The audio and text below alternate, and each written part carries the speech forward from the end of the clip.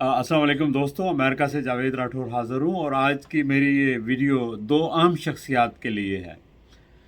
एक हैं तहरीक इंसाफ के चेयरमैन इमरान खान और दूसरे chief of army staff general Asim money. बिलाशुबा आप दोनों हजरात बहुत बड़े रुतबों के ऊपर हैं और डेफिनेटली आपका नॉलेज, इल्म, मताला सब कुछ मुझसे ज़्यादा होगा और आप मुझसे ज़्यादा अक्ल भी रखते हैं और सूझबूझ भी रखते हैं। और मेरी मजाल कि मैं आपको कोई नसीहत दूं, बरकफ एक दर्दमंद पाकिस्तानी की हैसियत से, एक पाकिस्तान के खैर ख्वाह की हैसियत से आप दोनों हजरात से मैं कोई ज़रूरी गुजारिशात करना चाहता हूँ।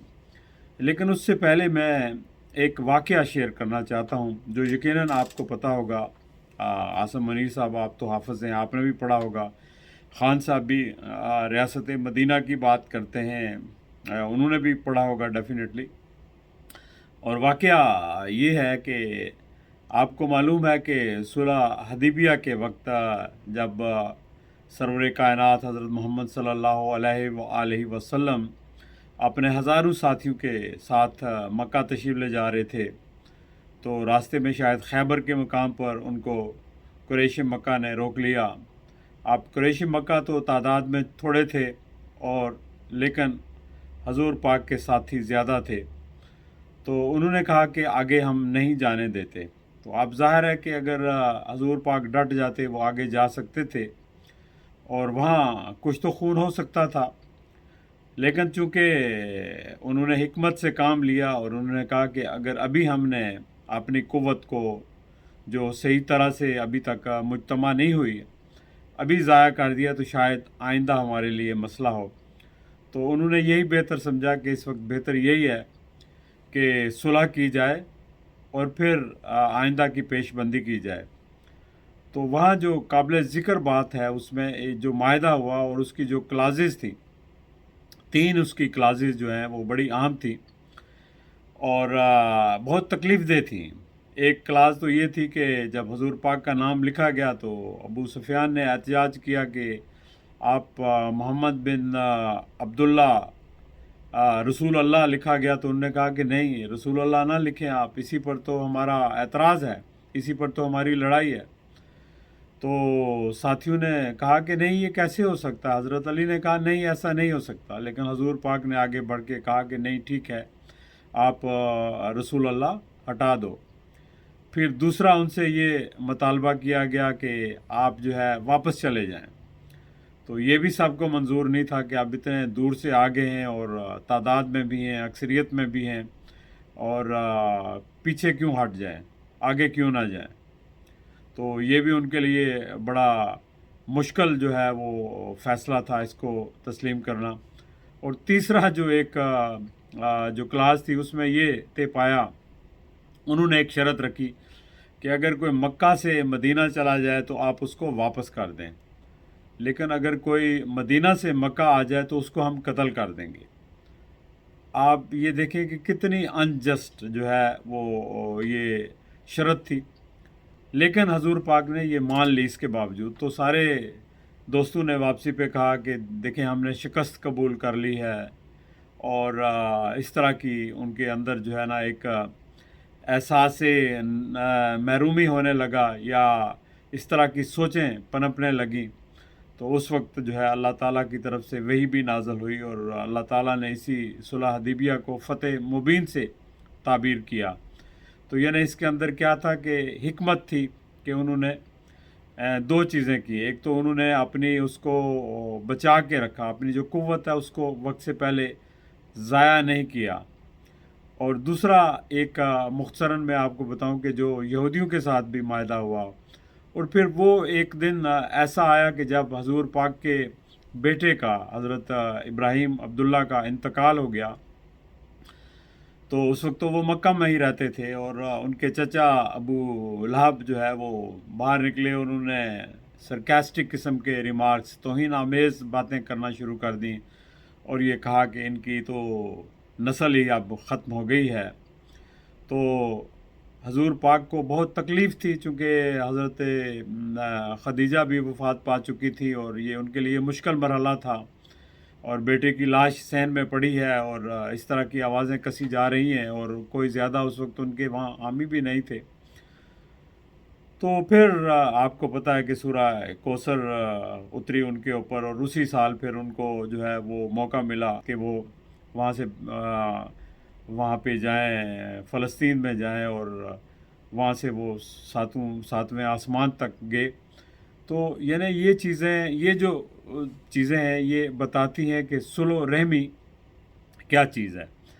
اب میں یہ بات کیوں کرنا چاہتا ہوں کہ دیکھیں، سب سے پہلے میں آتا ہوں خان صاحب کی طرف۔ خان صاحب کو جب اقتدار ملا تو ٹھیک ہے، وہ مخلص تھے، سنسیئر تھے، عوام سے سب کچھ تھا، لیکن وہ ان کا ایٹیٹیوڈ کا فرق تھا۔ دیکھیں، اللہ تعالیٰ بعض اوقات آپ کو دے کر آزماتا ہے اور بعض اوقات طاقت لے کر آزماتا ہے۔ اور خان صاحب جب واشنگٹن میں آئے تو انہوں نے کہا کہ میں جا کے نواز شریف سے اے سی چھین لوں گا، تو میں نے اس وقت بھی کہا کہ نہیں، ایسا نہیں کہنا چاہیے، اور نہ انوالو ہونا چاہیے، جو ریاست کا سربراہ ہے اس کو کسی کے ساتھ ونڈکٹیو نہیں ہونا چاہیے۔ اگر کسی نے کوئی جرم کیا ہے تو اس کا جرم جو ہے وہ قانون کے سامنے قانون پکڑے گا۔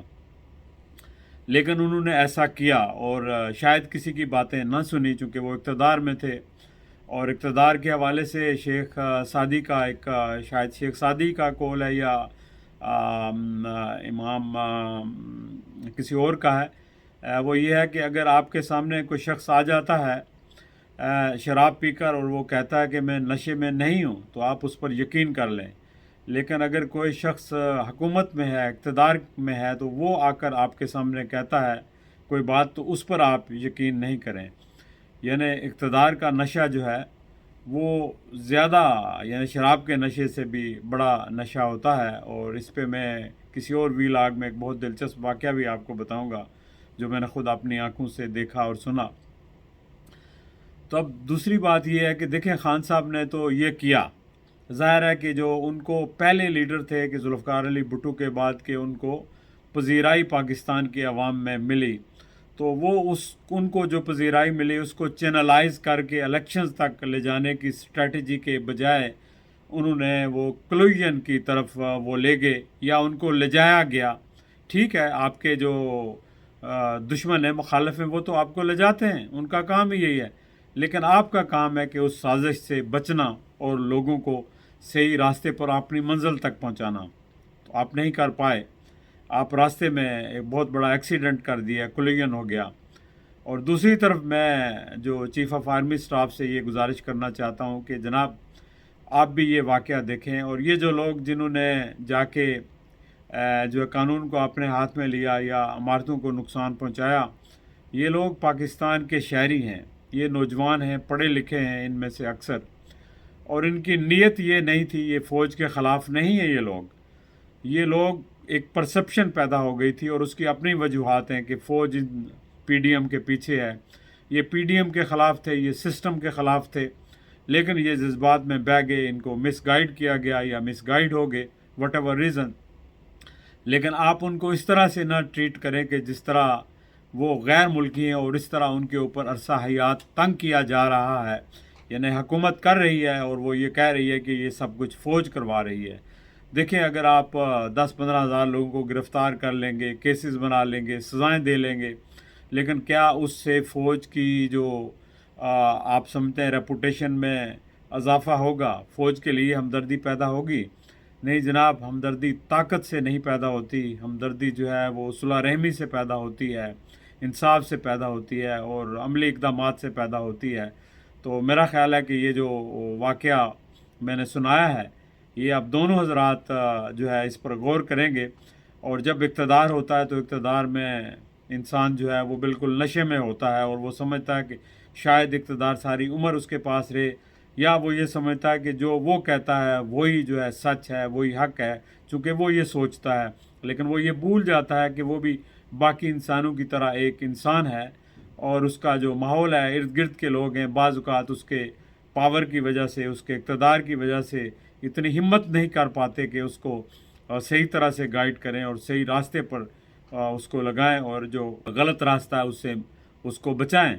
تو لہٰذا یہ فیصلہ خود ہی جو لیڈرز ہوتا ہے اس کو کرنا پڑتا ہے، اور جو اچھے لیڈر ہیں وہ ہمیشہ کولیکٹیو وزڈم سے آگے چلتے ہیں، لوگوں سے پوچھتے ہیں، رائے پوچھتے ہیں، پھر اوپینین قائم کرتے ہیں، محض انفارمیشن کی بنیاد پر یا اپنے اوپینین کی بنیاد پر فیصلے نہیں کرتے۔ انفارمیشن غلط بھی ہو سکتی ہیں، فیڈ بھی ہو سکتی ہیں، کہ جس طرح میرا خیال ہے کہ اس وقت شاید دونوں طرف غلط انفارمیشن فیڈ کی جا رہی ہیں، اور جس کا نقصان جو ہے بالآخر کس کو ہوگا؟ پاکستان کے عوام کو ہوگا اور ملک کو ہوگا۔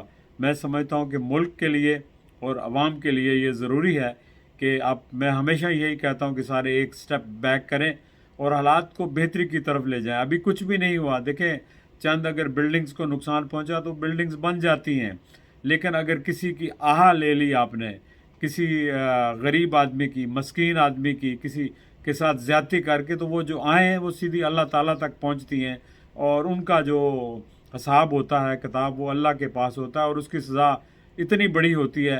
شاید خان صاحب کو بھی کسی کی آہیں ملی ہوں اور اس وجہ سے وہ یہ سفر کر رہے ہوں، لیکن عاصم منیر صاحب، آپ کے پاس اس وقت طاقت ہے، اور اس طاقت کو آپ خدا کے لیے آپ عوام کے اوپر نہ استعمال کیجیے۔ یہ طاقت دوسرے ملکوں کے لیے ہے، پاکستان کے دشمنوں کے لیے ہے، پاکستان کے ہم وطنوں کے لیے نہیں ہے۔ اگر انہوں نے کوئی غلطی کی ہے تو ریاست ماں جیسی ہے، اور اس وقت ریاست آپ کے ہاتھ میں ہے، تو ریاست کو ماں جیسا کردار ادا کرنا چاہیے اور معاملات کو بہتری کی طرف لے جانا چاہیے۔ چلیں دوستو، اپنا خیال رکھیے گا۔ امید ہے کہ آپ اس کو فارورڈ کریں گے تاکہ یہ دونوں شخصیات تک میری گزارشات پہنچ جائیں۔ بہت بہت شکریہ، انشاءاللہ پھر آپ سے گفتگو ہوگی۔ خدا حافظ۔